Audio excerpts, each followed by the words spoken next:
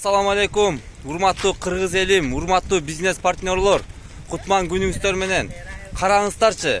Биздин апабыз иштеп аткандан кийин бизге эмне аза уктапчы, уктабашыбыз керек. Биз көчүбүздү көтөрүп иштешибиз керек.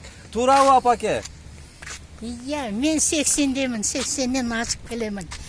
Варнатур дегенге кіріп едім, 3 жылға айналады. Жақсы көрем Варнатурды.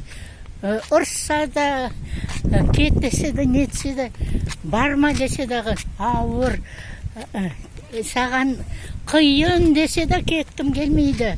Сол кеткім келмей, мынау Қара теңізге келдім. Қара теңізде демалып жатырмын. Жастармен, бәрімен легісіп, туризмге кетіп барам. Мінеке ботанический садта болып. Енді ресторанға бар жатырмын. Ресторанға баратасыз. Ресторанға баратасыз, ресторанға. Апше? Қалай айтайын, қазақша айтайын ба? Қазақша. Мен Павлодардан келіп жатырмын. Өзімнің арманым болған Болгария қашан барам деп.